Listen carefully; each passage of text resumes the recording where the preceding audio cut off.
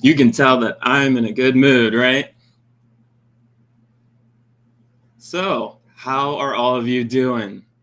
I am doing great. Let me fix my hair. You know, sometimes you got to control your hair and your beard, but I'm still beautiful, and you can't say nothing. All humans are beautiful people, and we all show our beauty in different ways. So, before we proceed, I'll introduce myself. My name is Antoine Hunter PurpleFireCrow. Visual description of myself. I have a half moon, half sun wrap on my head. It has blue, red, and yellow semicircles. I'm an African American Indigenous person.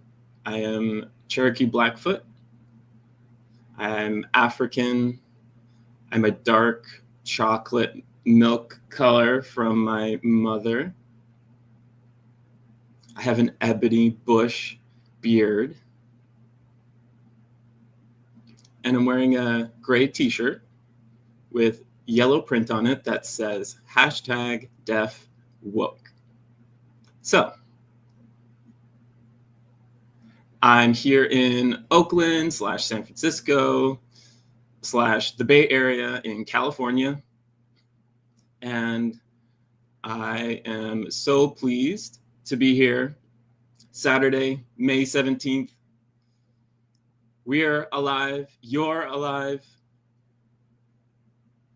And we're still alive, breathing, and we're sharing the beauty of life and our community.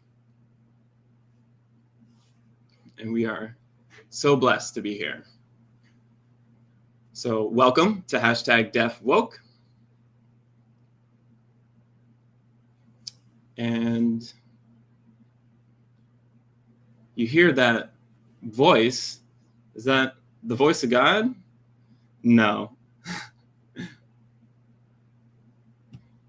You're hearing one of the two fabulous interpreters, if they could turn on their cams.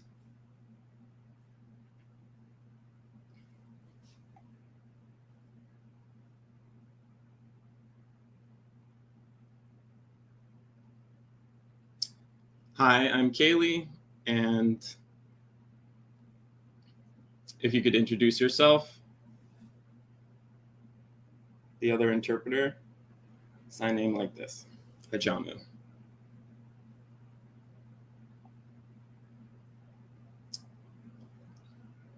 The both of you, thank you for interpreting for today. I appreciate it. Love you guys.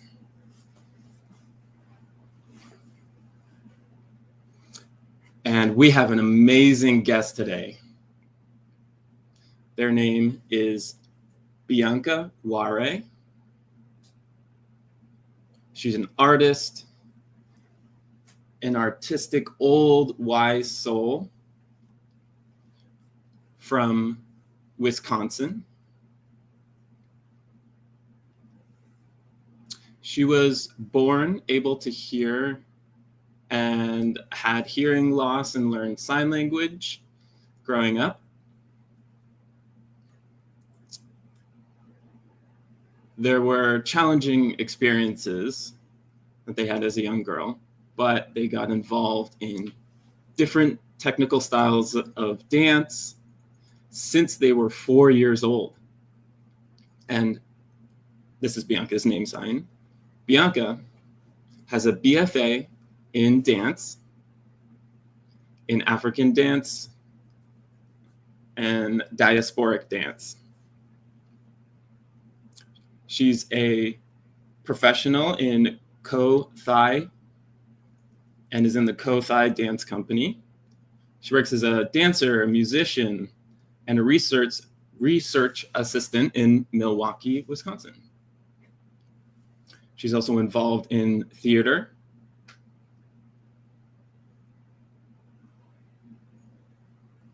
And she's involved with Sunshine 2.0, which is a theater troupe based in Rochester, New York. She's inspiring. She gives me goosebumps. And she's traveled across the world, gaining so many rich experiences. And she's unstoppable. She's seen and tasted so many different foods and met so many people and had so many wonderful experiences.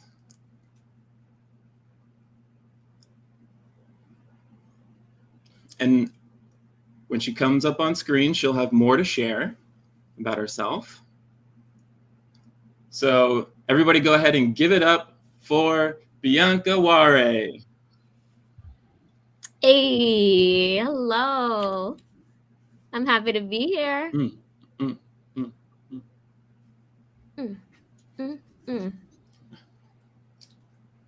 What's up, Antoine? Well, you're a better dancer than me. Oh, please. Oh, you're funny. That's right. Unstoppable. Oh, thank you. Hi, Mom. Mom's in the house. My whole family is here, actually.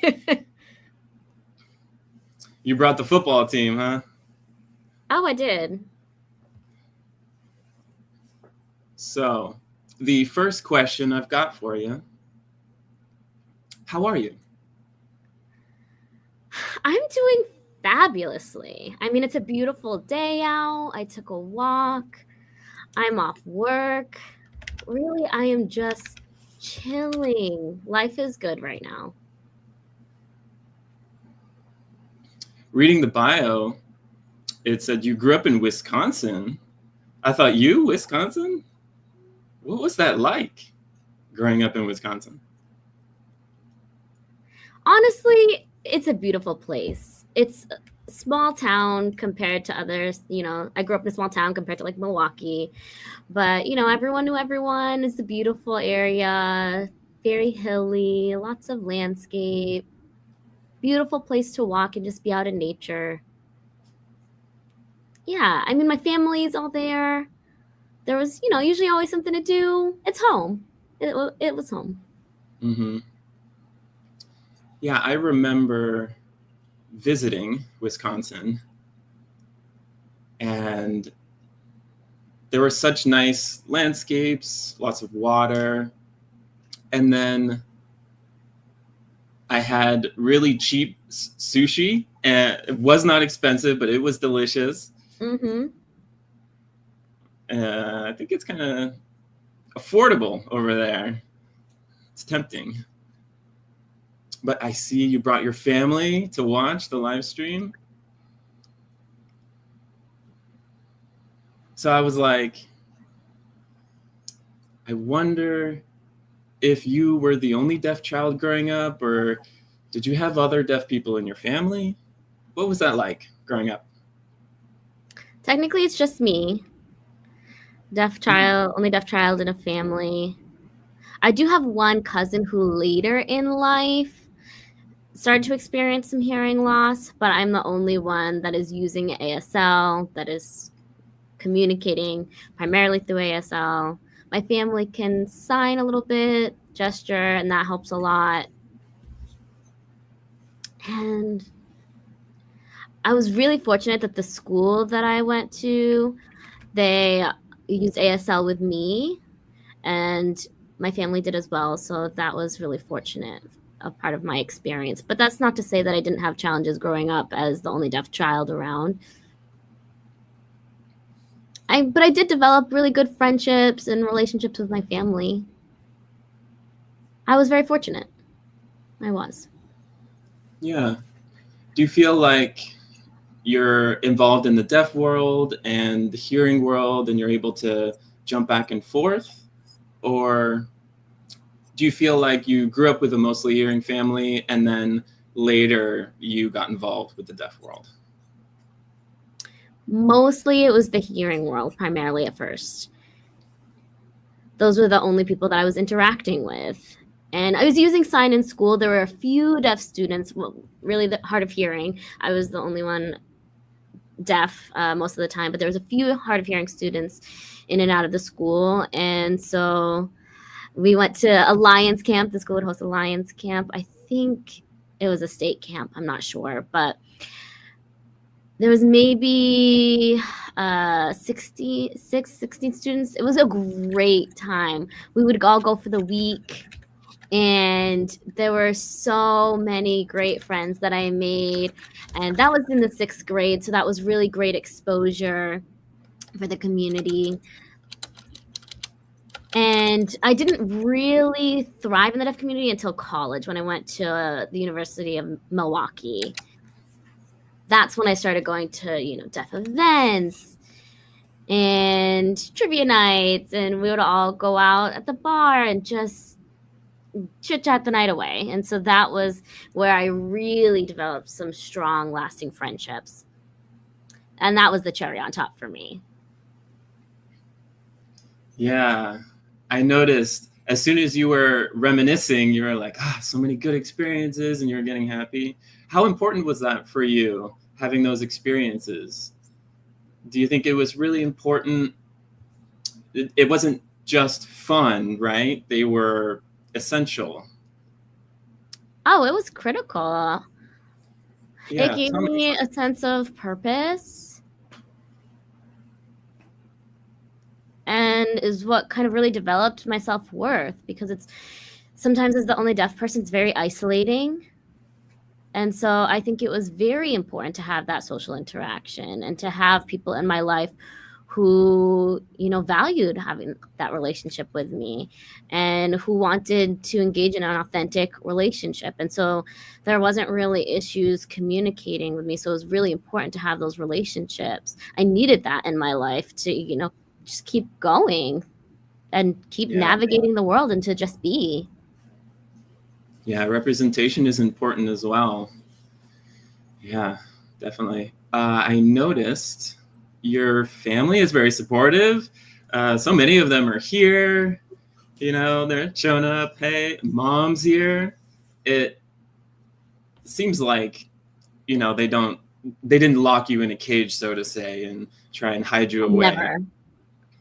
No, they're so free and supporting. How did they approach your deafness? I mean, they really did give it their all to support me. They know what works for me, and they listened to that. They supported me in my going to all the different deaf events. And that really helped a lot to have that familial support throughout my life's journey. Yeah, sometimes people's family, they're like, oh no, I have a deaf child, and they want them to stay home day and night and keep them out of society.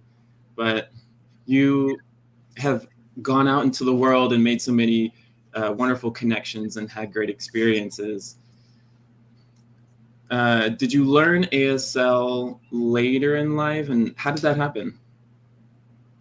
I believe I was around 8. Oh. I went to a mainstream school, and that was right near where I lived, but there was no interpreter provided. So then I ended up about a month later switching to a different district, and that school did provide an interpreter, and they had a deaf and hard of hearing program. So during that time, that's kind of when I learned to sign. And then I was also a part of Girl Scouts at that time, and there was one leader. Oh. Yeah, Girl Scouts, and that leader knew ASL. So my mom, she saw an ad in the paper, and it was just of Girl Scouts posing, but that's how we learned out about it. And so then we ended up going, and I joined their troop. I think that had a huge impact on me in learning ASL, was through Girl Scouts and that leader. So I think both, kind of impacted me in my childhood in learning ASL. Yeah, wow. That was your wake-up moment where you started using your hands. I wanted to ask you, do you feel it was really important to have ASL, and whether or not your family was using it, and what did you tell them? I mean, yes, it's really important. It's my way of expressing myself. And if I was only doing that through spoken language, I think I kind of would have been a shell of myself, and I would have been isolated, and I would have been small and timid and kind of isolated. But then signing, that's when that kind of light went off, and I was able to fully be my authentic self, and that's how I express myself, period. Oh, and how do you identify yourself? What would you say? That's a journey in and of itself of, who am I, and going through the different stages of hearing loss, being born hearing, not being able to kind of hear through one ear, but then at the age of 4 to 15, continuously having hearing loss, and then around 15 getting a cochlear implant, and that impacted my identity. And now I just identify myself as deaf. It doesn't matter if I have a cochlear implant. It doesn't matter if I am speaking orally. It doesn't matter. It doesn't matter. I am deaf. Period. You can't change it. You can't change that. No matter what, I am deaf. Yeah. And for the audience, some people may be blind or low vision. Can you give them a visual description, if you wouldn't mind? Sure. I'm a light-skinned mixed woman with brown hair. They're actually twisted, so small twists, not exactly micro, but they're long and they frame my face. I'm growing out my hair. I have one blonde twist in the front too. I have a light orange yellow shirt, and then it's a tank top, and then I have a darker gray shirt on over top of that. It's almost full length, and then I have a necklace on, and my background is a board, a game board behind me, and I'm kind of in the corner of the room to do this interview. There's wood to my right, a wood paneling on the wall. It's a little busy. Sorry about that for the background. My legs aren't visible. That's kind of what's in camera. Yeah, sometimes you got to get creative. Like, all right, this is the best spot. Mine is very boring. Behind me, a white wall. That's fine. Yeah, that's fine. But really, I was reading the bio, done so many things, and it seems like you love the arts. And not just one type of art. You dance, painting, all sorts of different artistic expression. What was your first love in art? Do you remember? If you look way back, was it cooking, painting, making tie-dye shirts at camp? I don't know. I was actually, I'm thinking about that now, and it's always exciting to share that part of my life. Growing up, my grandparents on my mom's side, they are in Maryland, and we would always watch cartoons whenever I went over, and that was my special treat. And so I would draw those cartoon characters, and they were pretty good, actually. I was young, I was 6, I was 7, 8, I don't know the exact age, but that's when I started to draw, and they kept a folder of all of my drawings, all of my cartoons. You can see the progression throughout, my getting older and the progression of my drawing. And I loved it.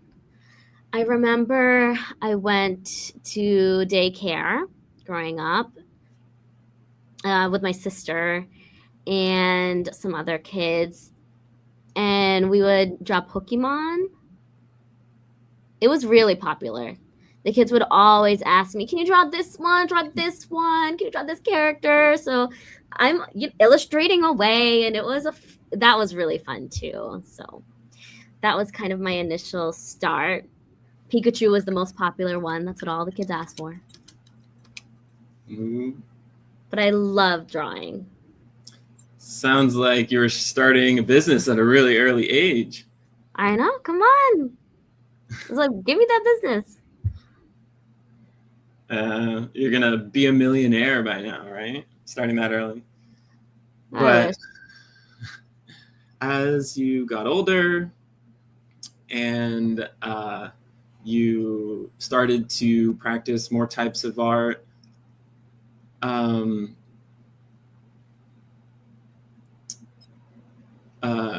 if you compare the art that you did at a young age compared to the art that you do now, how would you describe that? That's a good question. And I've touched on so many different forms of art, but I think I've realized that it's been my saving grace, especially at specific times in my life. It's given me the chance to express whatever I'm holding on to inside, and I can bring that out of myself. And so I can focus on tones and shading, and all of that can express energy and power. And so I've put that into my art and I've shared that with the world for people to see, and it's inspired other people. And that part is really touching, that I have a lot of intentionality behind my artwork, and that's what reaches people. And so reflecting on that, I mean, the art is for the viewer's interpretation, but reflecting on that has been so important to me, is learning and growing and putting myself into my work and showing that. That's been, even more meaningful to me. And that's kind of what the viewer is able to experience. Yeah, the creative accessibility and how people interpret it. So Sunshine 2.0, you're involved with that. Can you tell me what it is? Yeah, Sunshine 2.0, it's a theater group based in Rochester, New York. And it was set up in the 80s, I think. 80s, 70s, 80s, around that time. It actually shut down in the 90s, and then we brought it back. Fred Beam was the one that brought it back. Oh, that's one person that I interviewed on #DeafWoke. Wow. That's right. Yeah, so several years ago, he brought it back, and I don't know specifically what year it was, but that group typically has 4 members, and it's really a creative group. We started off with plays and script writing, acting on stage, and we would actually go on tour at different schools and perform for the kids at that school, for the students. And we would be really creative with workshops that we would develop. It would be a mix of ASL and different modes of accessibility for everyone. And so we would show different forms of art to them. And the whole point was we wanted to connect the hearing and the deaf world through dance, through theater, through all of these different forms of art. I mean, you name it, and we probably did it. And it was a beautiful experience for me. It was really my dream job at the time.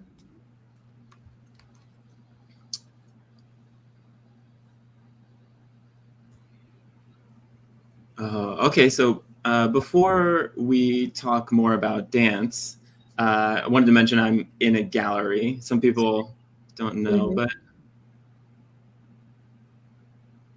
if I can pan up, I've got art on the walls around me. But you are a painter, and I have a video of yours. Do you mind if I show that video? Go for it.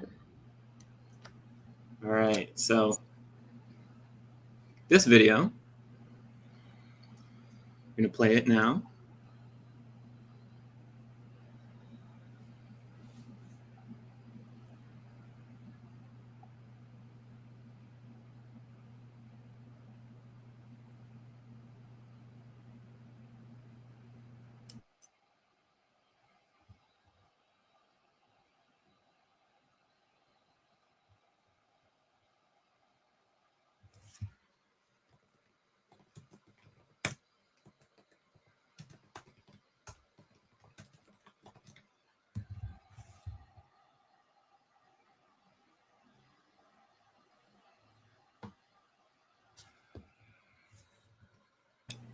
Wow.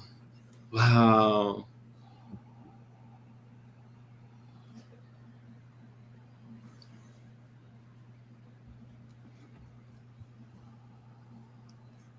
Wow. Tell me about that. What am I looking at? Well, I remember getting to the hotel for work. There were so many different artists, painters there already. And so I'm like, okay, I need to create something now. Give me paints, give me brushes. Come on, I need something. I have an idea. And typically I wanted to paint like a black goddess. And I wanted the afro, I wanted the hair, I wanted the crown. I wanted it to be beautifully draped, that woman to be beautifully draped in garments.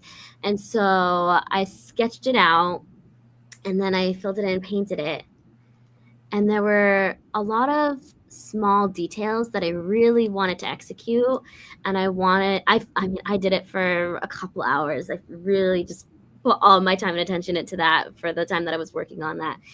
And I think it came out great. I mean, I'm so proud of myself, and it was really well received. Everyone thought it was beautiful. And that made me really happy. It's really long. Well, it took maybe about a week to finish because I did it in stages. And so there was a lot of different layers to it. The first layer had to wait till dry, and then second layer, and so on and so forth. It was a process. Yeah, the process. That's exactly right. I see a lot of those small details. Were there little hearts or scales on there? Honestly, it wasn't a part of my original plan. Sometimes I'm just inspired in the moment and it comes to me, or sometimes it'll come to me during my sleep in a dream, and I'll wake up and add in those kind of small touches and those details. But really, I'll play with it and I'll add something here, and okay, I like this, and then I'll add more of it throughout it. And so it's not a design set in stone, it evolves. And it really represents Blackness, that delicious chocolate color, beautiful hair. How important is it to you to represent that? And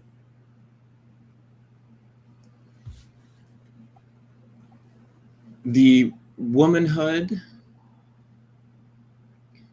and the look of the beautiful female figure, is that something that you look deep inside and it comes out on the canvas, or are you representing something specific? I mean, I think it's so vitally important that we have representation for Black women, that we have beauty, and that we have more exposure to that, because so often we're seeing beauty modeled through whiteness and through a white lens and that gaze, and to have that ethereal, that beauty expressed through Blackness and Black womanhood, that is so important for us to see. That's what I think beauty, I mean, chef's kiss, that's what I wanted to convey, that representation, and I wanted that to be seen more. I have to show it again.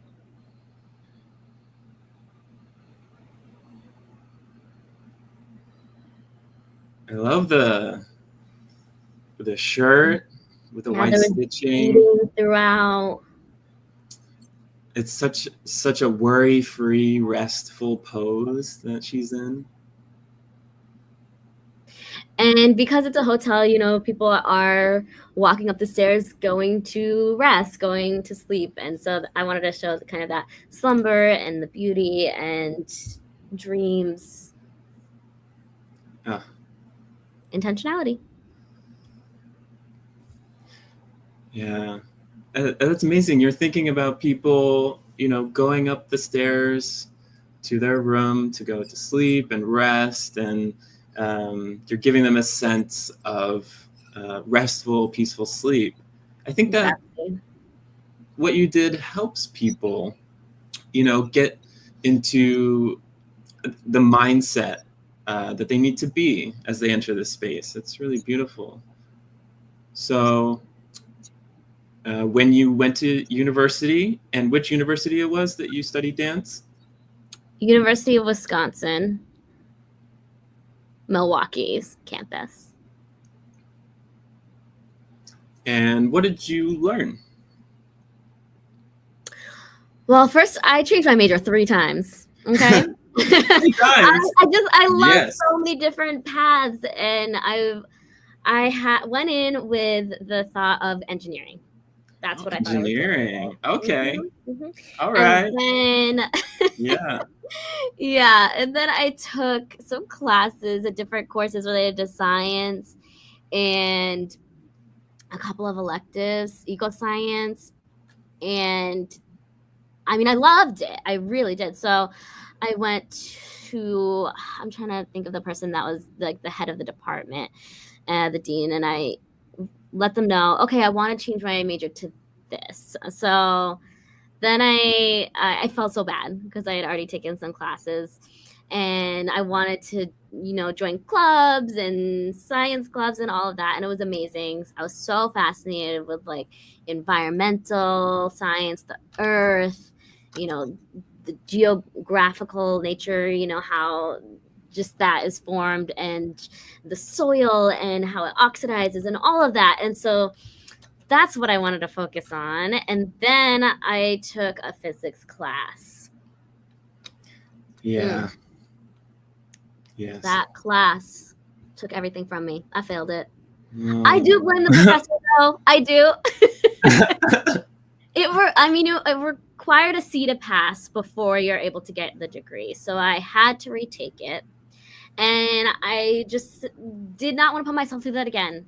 I couldn't. So nope, decided to then focus on something else. Then I actually focused on what my passion was, dance.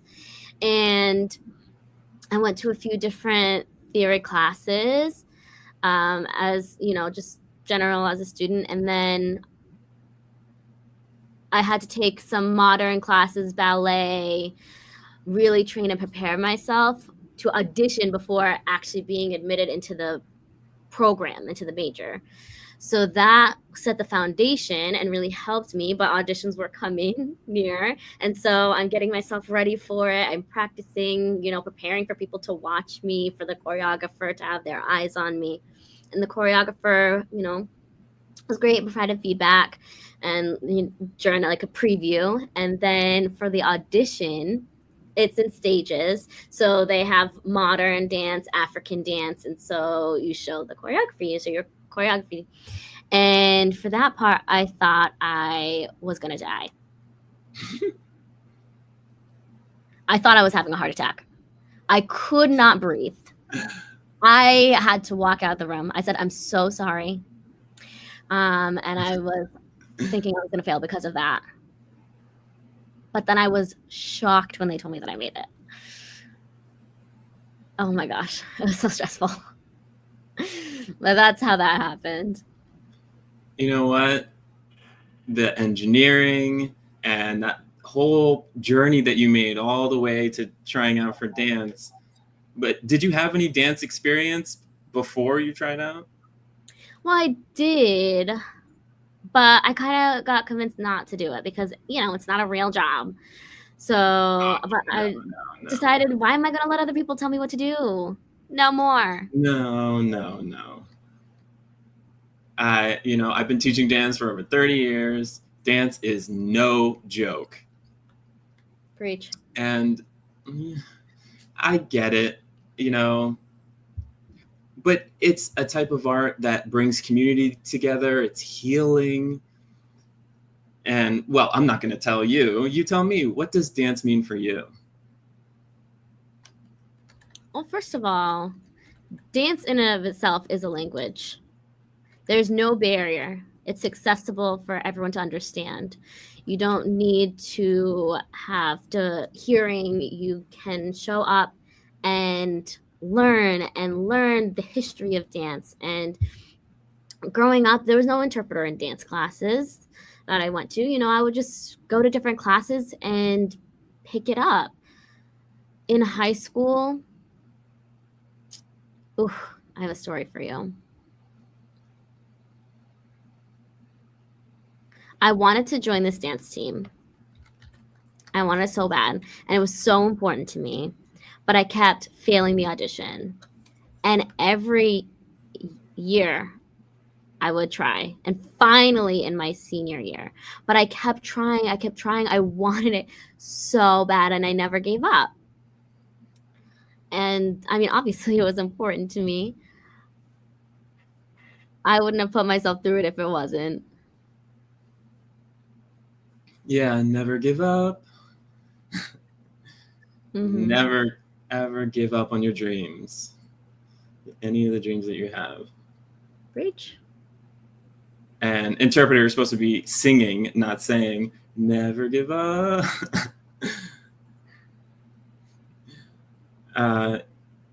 Yeah, I'm just playing. But yeah, I can see that growing up, you know, you persisted and you never gave up. I was also given a really cool video of you dancing. Can I show the dance video? Yeah, now I'm being shy about it, but yeah, go ahead.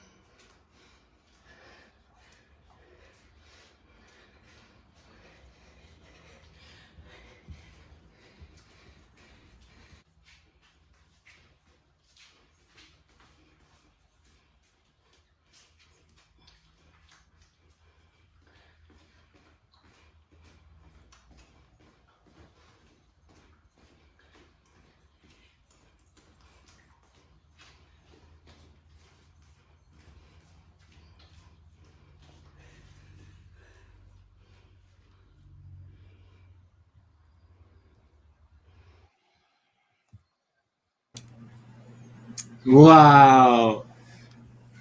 Oh my gosh. Wow. That was amazing.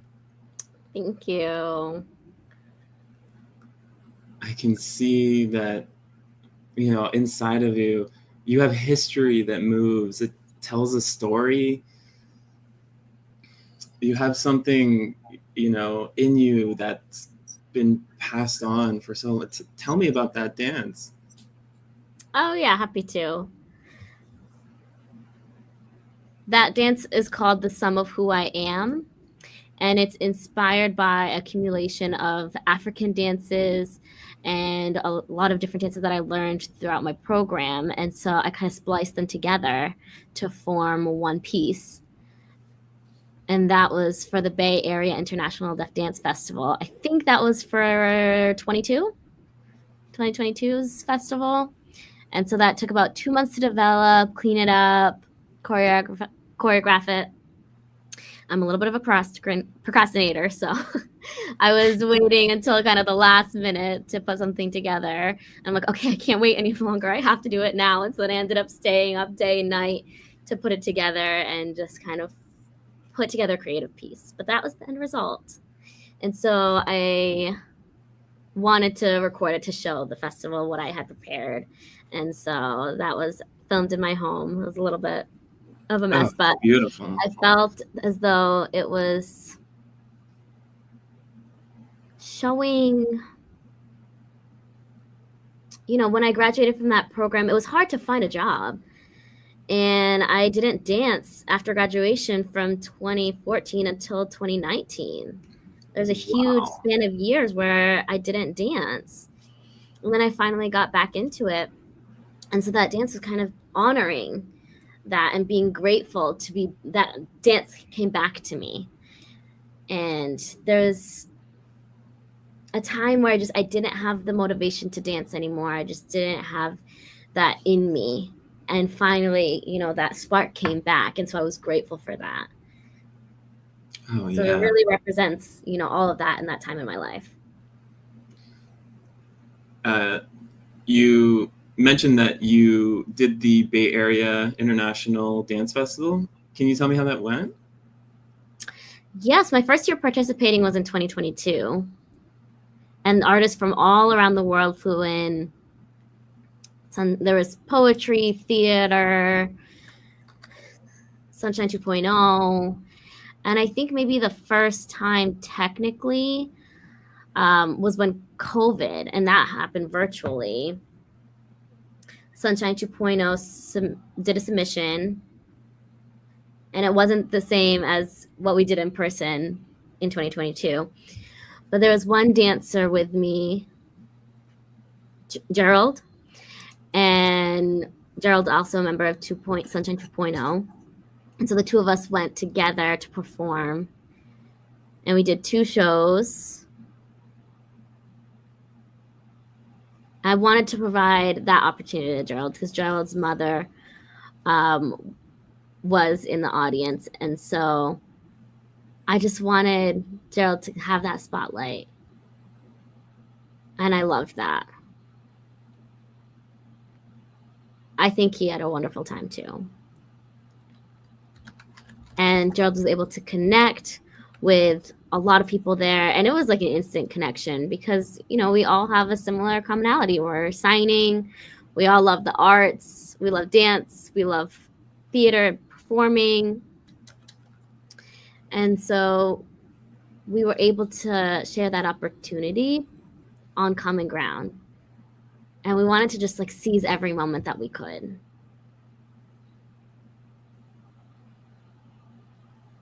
I don't know if it'll happen this summer again. Maybe I'll participate this year as well.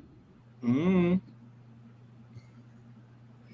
But yeah, so 2022 and 2024, I did poetry. And the next time I'll integrate much more signing into it. It was a mix of poetry and music, and it'll be a creative piece.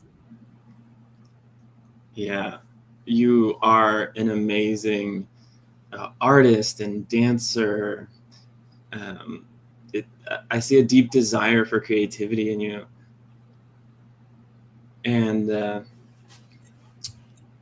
you know, I believe that, you know, your creative mind is always running. Can you tell me about the Playhouse? And is that related or is that different, the Cleveland Playhouse? Yes, Bianca's Playhouse, I wanted that to be focused on arts. Cleveland Playhouse, that was another opportunity to have an interpreted show.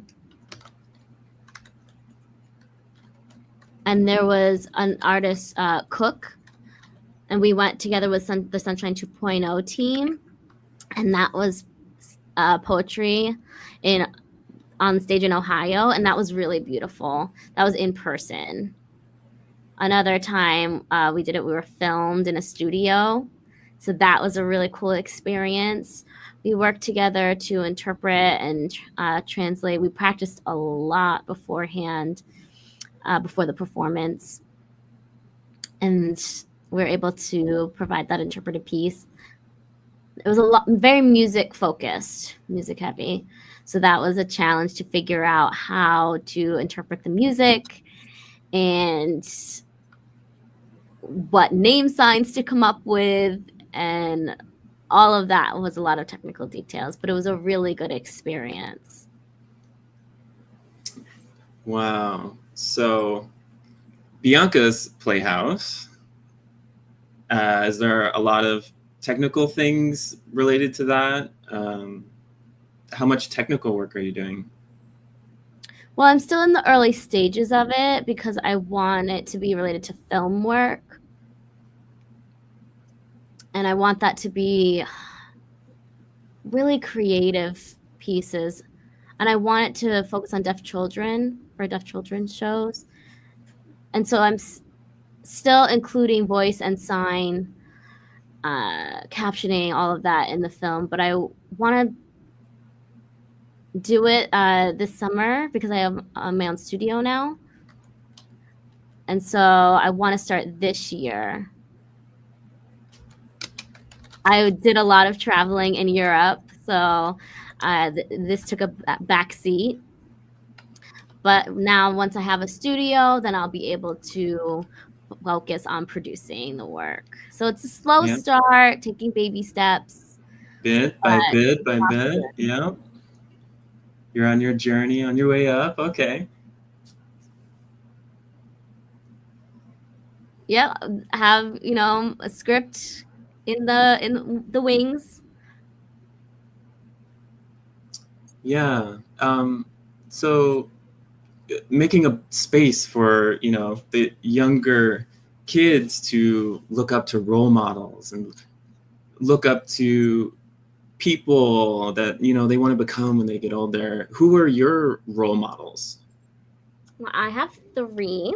The first being my mama. Hi, Mom. She has supported me, supported my dreams, encouraged me, invested in me. Even when, what I thought I wanted to do was crazy, when I'm traveling, when I'm going country to country, month to month. I got myself into some situations. But my mom has always supported me and taken care of me. She's my #1 fan. Bless her heart. And we always kept in touch. The second one is you, Antoine. You have definitely been a role model in my life. I remember when I was 17, I was given Deaf Life magazine, and you were on it, front and center. And I remember, the interpreter that was in school came up to me and said, look, there's deaf dancers out there. And so seeing that, I realized I can do that too. That was such a instrumental moment in my life. And that really inspired me to keep going, keep living my passion, and keep dancing. So cheers to you.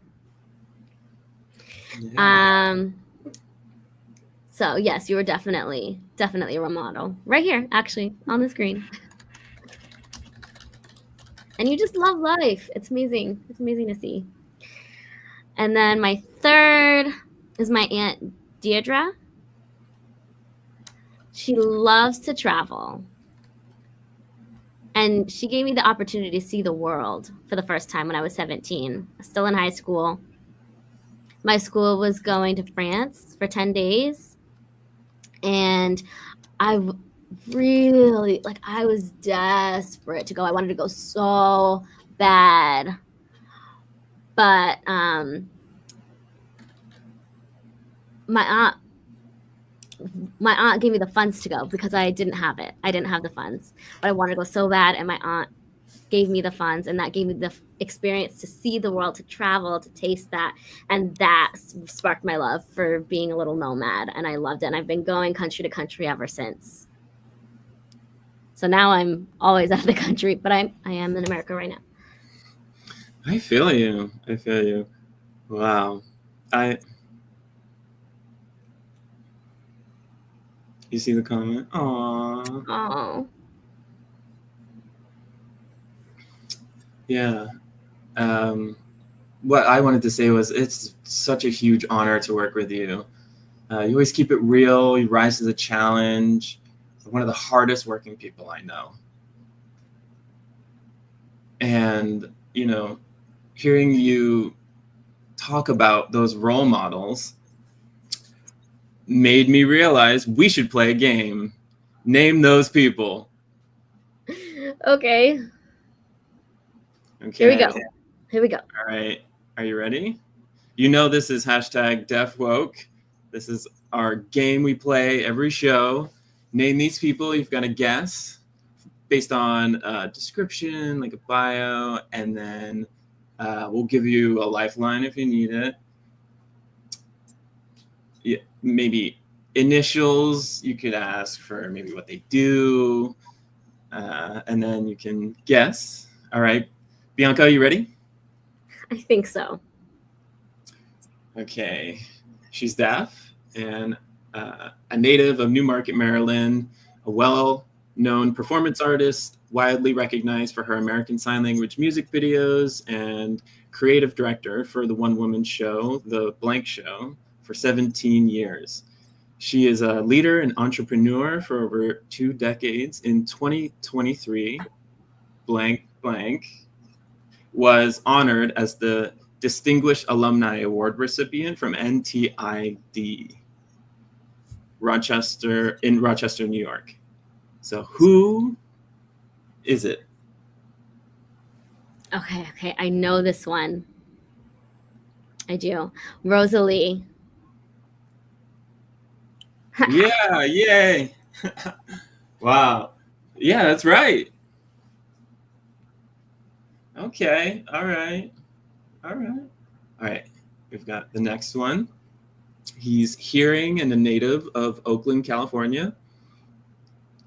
He is an American actor. He's best known for portraying Bobby James on the UPN, the CW sitcom All of Us, as well as Toli in the animated TV series Nihabo Kailan.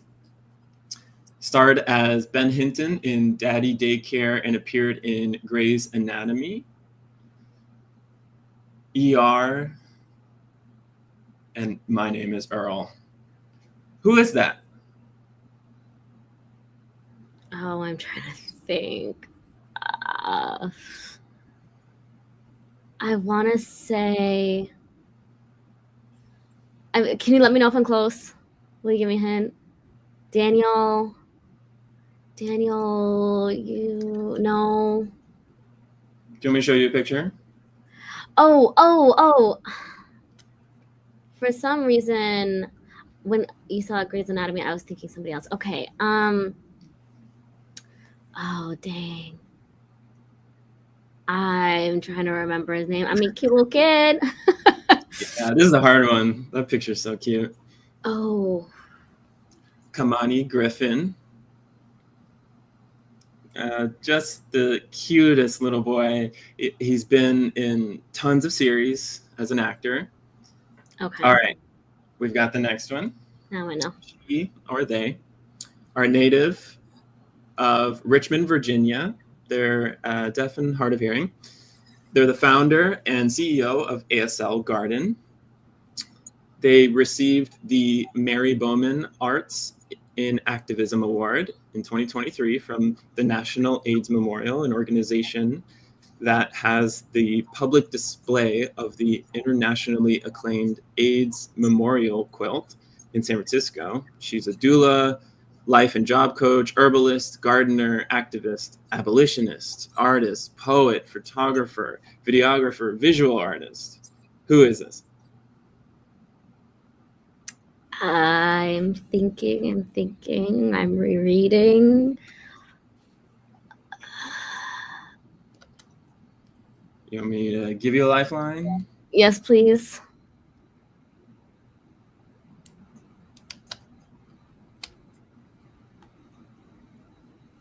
Oh gosh. Can I volunteer? Someone help me out. And I didn't know who that was. Bobby Angelica Morris from San Francisco. I learned something new. Yeah, both of us. Okay, me too. Okay. So you knew one, and then you missed one, and then I missed one. So we're even. All right. So our next one. He's hearing, native of Barnesville, South Carolina, was a highly influential American singer, songwriter, dancer, musician, and record producer. And they're well known as the godfather of soul. In the 20th century, he was a pioneer in stage showmanship and a powerful advocate for Black empowerment through his music. With your bad self, say it loud, I'm Black and I'm proud, from A Soulful Christmas, released in 1968.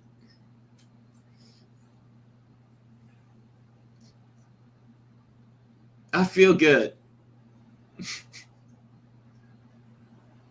I feel good. Who was that? Oh my gosh. The Godfather.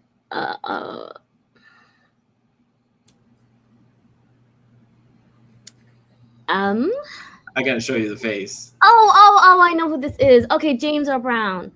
Okay, I was thinking about it, make sure I said the right name. Yeah, you got it. I feel good. No. And I knew that I would. No. I feel good. So good. So good. Yeah, you got it. All right. Awesome. Okay. So she is hearing and a native of America, the United States. She's the main character of the Disney Channel animated series on the Blank family and the Blank family louder and blank. She is a good-natured, smart, outspoken, sensible 14-year-old who enjoys hanging out with her friends. The artist voice of Blank is Blank Blank, who is an American actress in one film. Okay, I'm thinking. I think we're talking about the Proud Family. I think they have a new series out of that now. Same show, different version. I'm trying to think who the girl is. I could give you a lifeline. Oh, okay. No, I know who this girl is. I know. Yeah. What is her name, though? I knew the character's name started with a P, but I didn't know the actress. But Penny. You have that right. I love that show. But what is her name? She was just in another movie too that I remember. Because I've seen her a bunch. She's been in a lot. All right, let's get the name. Yeah, Penny Proud.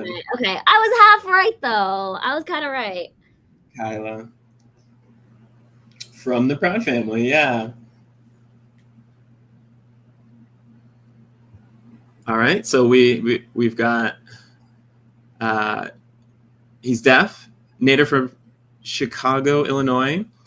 He's an ASL actor at Mia Plaza, Inc., his powerful moving short film Inverse, was in the 2025 Easter Seals Disability Film Challenge as an entry. He is a professional theater actor, dancer, and educator in blank for over 4 years. He dedicates his work in writing, producing, filming, video editing, captioning, dancing, and singing songs in artistic ASL. Who is that? Any idea?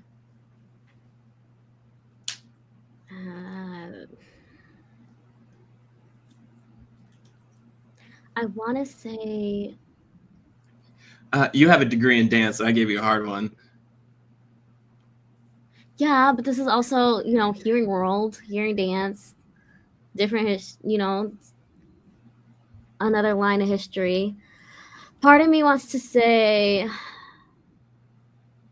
oh wait, are they an immigrant? Okay. Oh, okay. Wait. I know this person. Is that the interpreter is not familiar with this name sign? Zane. Oh, I love it. Yeah, Zane. And tell me more about Zane. Okay, so Zane was actually in Sunshine 2.0 and joined it at the same time as me. So, I mean, we clicked right away. Oh my gosh, Zane is an amazing person. So talented. So good and skilled at film editing. And actually, Zane left the company to do his own thing and has been doing amazing things ever since. Wow. Okay, next one. She's hearing, a native of Philadelphia, Pennsylvania, was an American singer, rapper, and songwriter who rose to fame in the 1990s as a member of the R&B group Blank, and known by her stage name.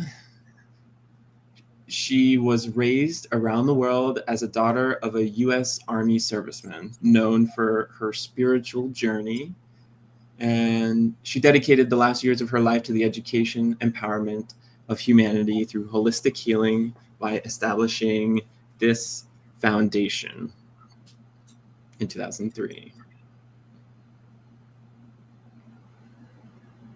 Okay, the first thing that comes to mind is an LLC, but the name of it is TLC. TLC. Oh, come on. Oh no, I know. That's an S. Something with I? The hint is something I? with I. I don't know how. You said TLC? Okay, yeah, no, TLC. And okay, the hint is left eye. The name is not coming to me right now. I'm embarrassed that I don't know this right away. That's my girl, Left Eye. Okay, you literally meant Left Eye. I didn't realize what you meant. Okay, Lisa. Yeah, Lisa Left Eye Lopez. That's what she doing, Left Eye. I don't know why that's a nickname. All right. He's hearing, a native of Compton, California. He's an actor, comedian, and TV host who played leading roles in several TV shows. He's known for Andre Dre Johnson in the comedy series Black-ish, Marlon Boulay in the drama series Elville, and NYPD detective Kevin Bernard in the NBC crime drama Law and Order. He holds a Bachelor of Fine Arts degree from Howard University. Who is it? Okay. I don't know that I watched any of these shows, so I'm gonna take a crazy guess.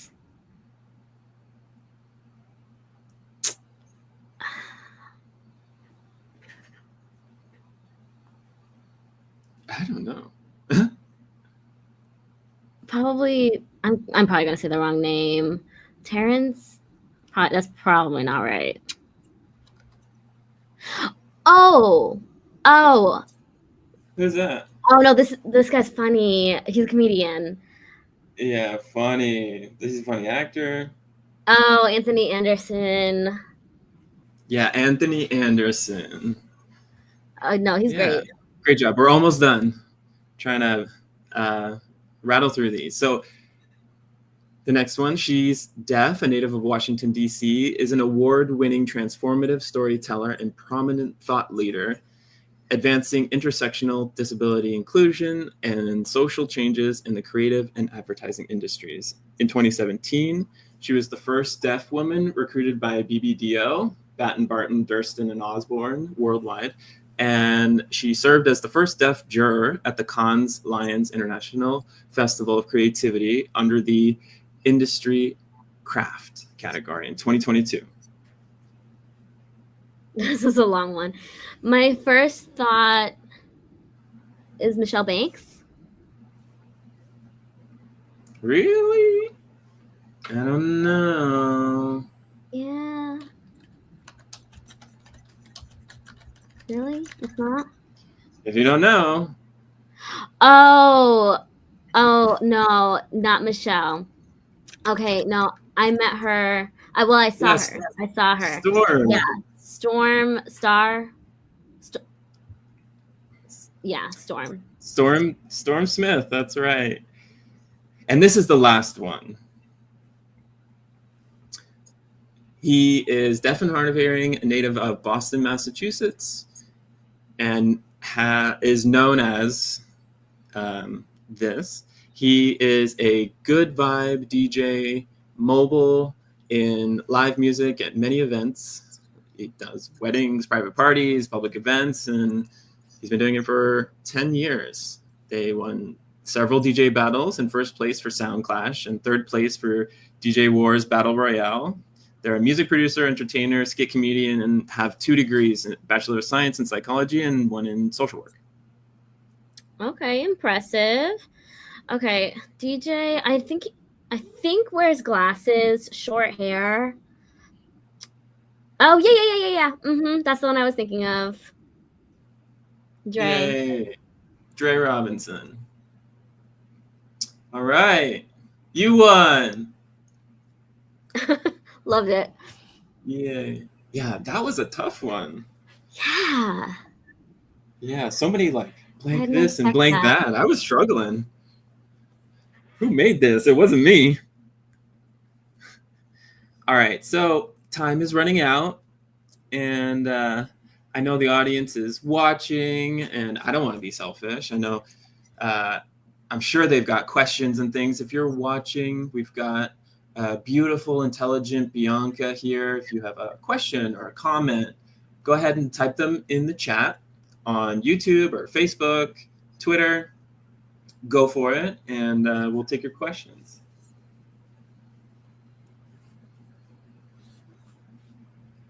Or you could DM me. Did you draw Jigglypuff too? I probably did. That's a cute little one. There was a few others that I did. Charmander. The fox tail. Charmander. And the foxtail. So the painting you did on the staircase, this is a question about that. The cutest cat. Tell us about the cat part of that painting. Yeah, that cat came to mind. There was another black cat, and black cats have a stigma attached to them, right? You see it, they're kind of like, ooh, no, that's an evil cat. That's kind of like the negativity that surrounds them. And I think black cats are super silly. I think they're cute. I think they're sweet. I think, I love them. They're like attached with voodoo and kind of evil and sorcery, but I didn't want to show that. I wanted to show that, they also have an aspect of beauty to them. And I have a soft spot for them because I think they're always kind of cast aside. Nobody wants to deal with them. And Black cats just have that stigma. So that's why I wanted to include that as well. It's because they're Black. Okay, so traveling can be stressful for people. What advice do you have for deaf or hard of hearing travelers? Research. I mean, Research. I'll stay up overnight sometimes, like researching transportation, the airline logistics, everything that you can imagine. Like, I want to have as much information as I can beforehand. If you need a visa, if you need that to go through the approval process, X, Y, and Z, it's really important to be prepared and to keep your eye out, to check the websites for that country, make sure that your passport is good. Make sure that you're able to use your passport 6 months after the trip, because some countries won't let you in if it expires within 6 months. For example, London is a huge city. And, I was there for days, but I cried. My experience in London, it was so overwhelming. It was so overstimulating. There were so many people, the hustle and bustle. It was so confusing. There was so much going on. And so it really helped to study the map, to download the map, the offline version. So that way, if you don't have signal on your phone, you can still have access to the map, and to just keep in mind, where your routes are. If you're going this way, you're going that way, what route you're taking, screenshot it and have that on your phone as well. So that helps. And have a power bank for charging your phone, because none of that's going to do any good if your phone is dead. Oh, that's a good point. My mom always got after me all the time to get one. I didn't, and then finally I did. And so now I travel with it. So Wow. I think all of those things are really important, and just preparation is key. Yeah, research, plan, and expect the unexpected. And, it's okay to be a lost traveler, but you'll probably look like a pro because you have your preparation. You'll look like a pro. No one will bother you. Because it just, it's like, I know what I'm doing. I have my phone. I have my prep. Just look like you belong. Yeah, which country did you paint the woman on the staircase? Or maybe the name of the hotel. If I'm traveling, I could check it out. Or if it's confidential, I understand too. No, I'm happy to share. That was in a hotel called the Blue Door Hotel. It was a hostel, not a hotel. So that was a hostel, and that was in Albania. This is the sign for Albania. So that's where I did that. I'm not sure if you would be able to see it on their Google page right now, but you could look them up at the Blue Door Hostel. You could probably find it on Instagram.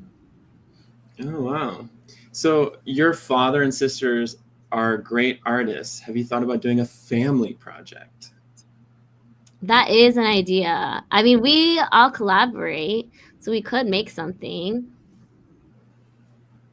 Maybe like build a family painting portrait or something with trees. And I mean, there's so many different ways to incorporate like a family tree and a family line. And so to be able to kind of portray that would be really cool to show, my dad and a bunch of different people in my family are artistic. So that could be really cool. Yeah, that's an awesome idea. Yeah. It seems like, you really love to travel and have experiences and have exciting, stimulating things. But then also you like to, be at peace and stay calm. So how do you do that for yourself? Well, funny for me, this actually happened the night before I was traveling. I was just thinking, oh, it's fine. I got this. I know what I'm doing at this point. It will all be fine. And I was getting ready to go the night before. And I get in bed and I realize, You know, I'm looking at the time. Great. I have my water next to my bed. I plug everything in. Everything's charging. Everything's good to go. That way, when I get up in the morning, all I have to do is get my devices, unplug them, and go.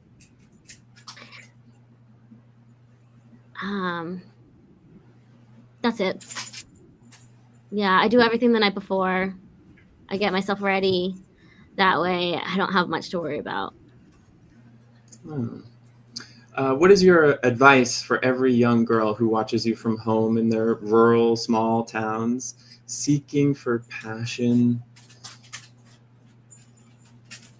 I remember, you said you looked at that Deaf Life magazine and you wanted that for yourself. And that's what you do for work now. Like, how did you do that? I think it's really important to listen to your inner voice. And if you love something, go after it. You don't have to listen to other people telling you what to do, to say, oh, it's not important, it's not worth it, it's not worth your time, don't do it. Oh, I don't see value in that, blah, blah, blah. If you see value in it, if you view that as worth it and worthy, and it gives you peace and helps you feel safe, calm, there's no reason not to do it. So just go for it. Don't give up. I mean, see where I am today. I didn't give up. Mm-hmm. And so you'll look back and realize, wow, I'm really happy I did that. Or I understand why I had to do this, why I had to go through this, because it shapes who I am and it's brought me to the person I am today. I went through that and now I am who I am. And so I think it's so important to also have that reflection and to look back and see where you are to now. Yeah. It's the callback. Never give up. Mm-hmm. It's our mantra. Don't give up.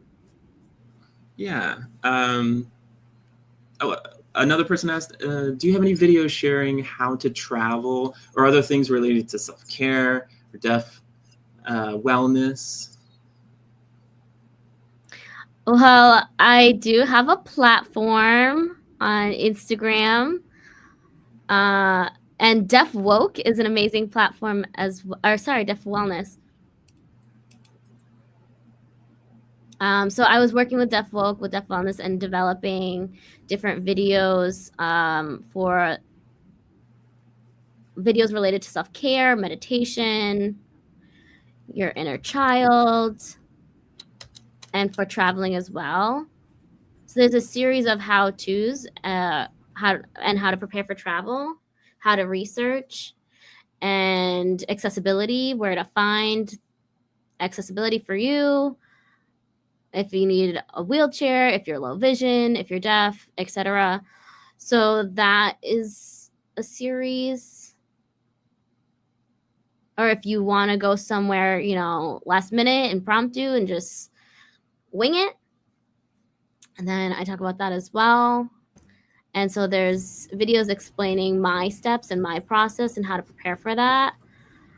Because you can do an impromptu trip and you still can be prepared, even if it's last minute. So I think it's www.deafwoke. The interpreter missed that. Deaf Artistic. www.artistic.com, right?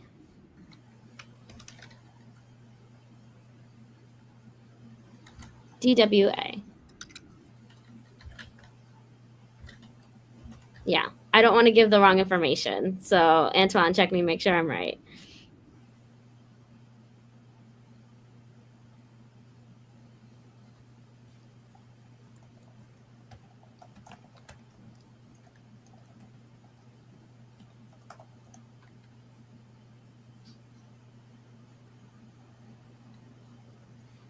Wow.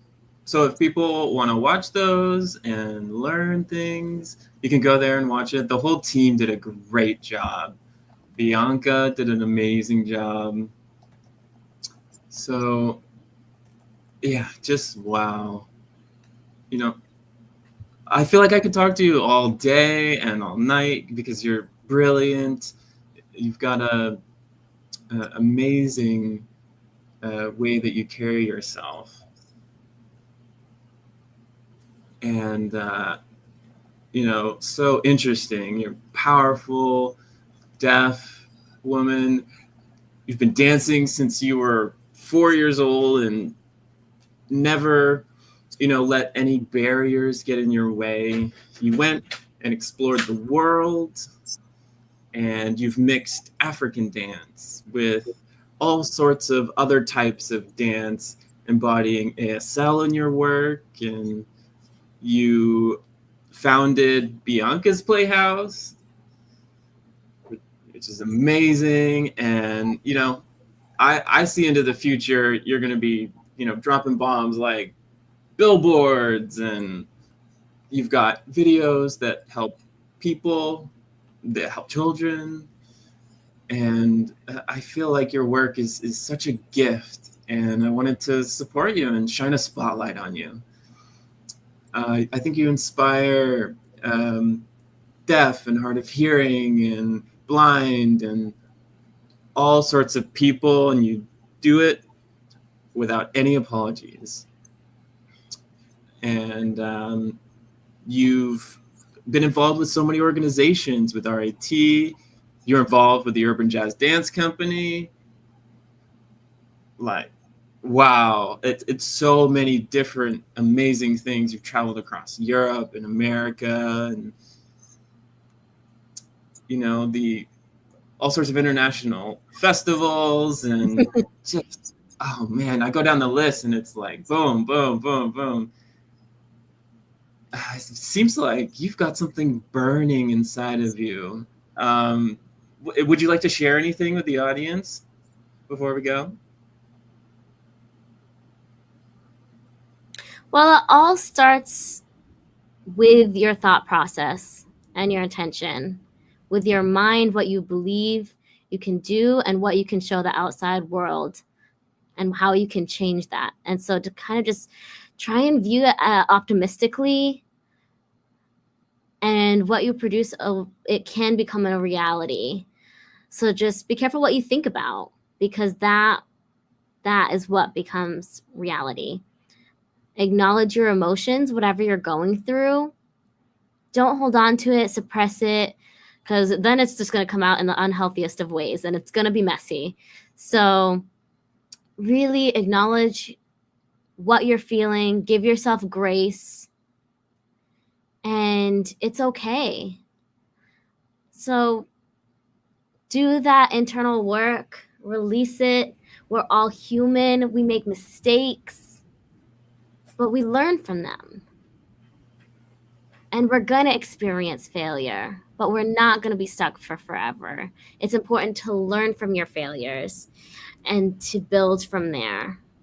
And you'll keep progressing. And you'll realize it's okay to make mistakes. It's okay to fail. You know, we win at life, all right? We'll win at life. But you can do whatever you want to do. And that can look like traveling. It can look like whatever your priorities are, you can make it happen. It can be traveling. It can be setting up a website like www.deafwaw.com. Like whatever you set your mind to, you can do it. Wow, bravo. Thank you so much for this opportunity. Yeah, thank you. Thank you for coming. I really appreciate you taking the time. So if you want to follow Bianca,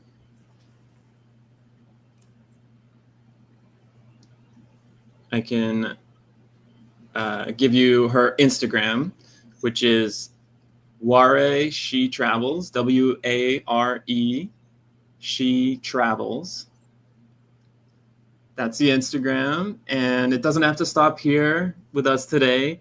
You can go to the Instagram, you know, start a conversation, continue communicating, learn more about Bianca's work, and, you know, she's always on the move.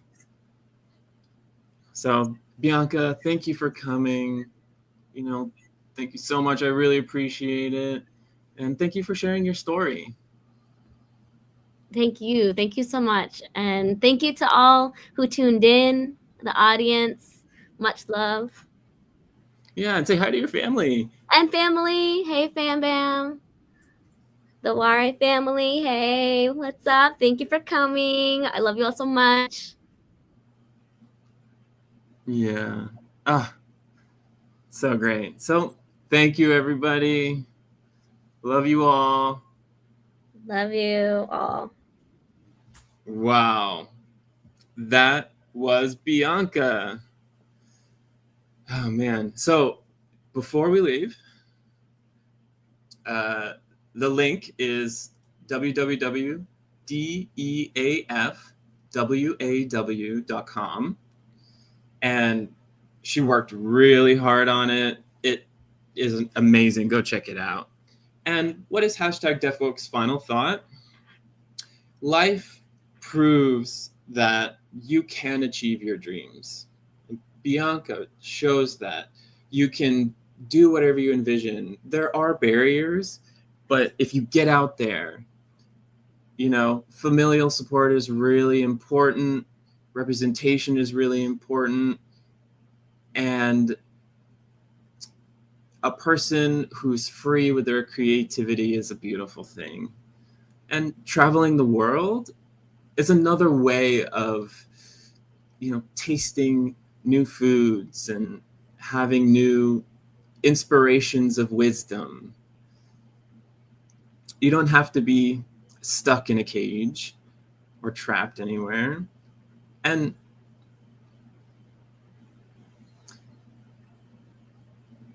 being deaf is not a curse or anything like that.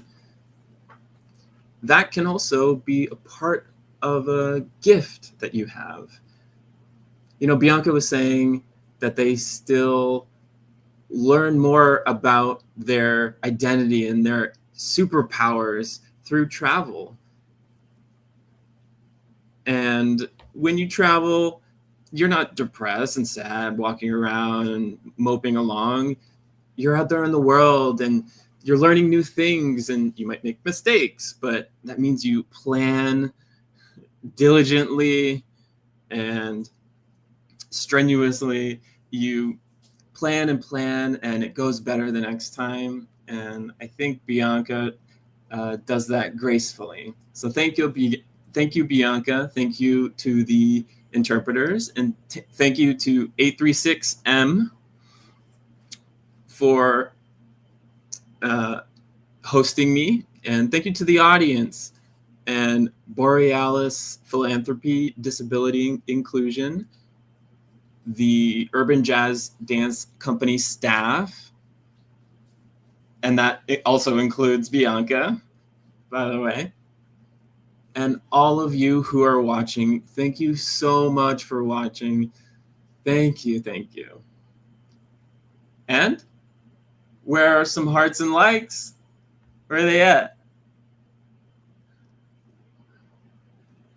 If you want to donate to hashtag DeafWoke, you can go to the website, realurbanjazzdance.com. Can donate there if you want.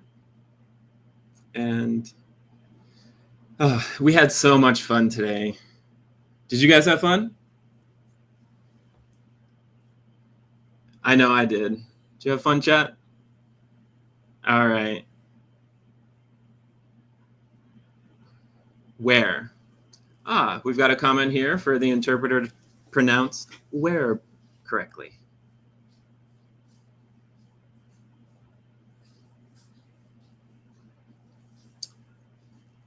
So I just want to say hashtag DeafWoke is a place where we can shine the spotlight on people who are very, special, unique, beautiful people, and it's really meaningful to me. So I've been Antoine Hunter PurpleFireCrow, and Bianca, I think she really, truly is in tune and listens to her spirit.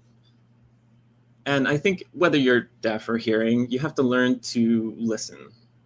Just because you can hear, it doesn't mean you know how to listen. Yeah, you have to learn to listen to yourself. So again, I am Antoine Hunter PurpleFireCrow. Peace, love, and I'm out.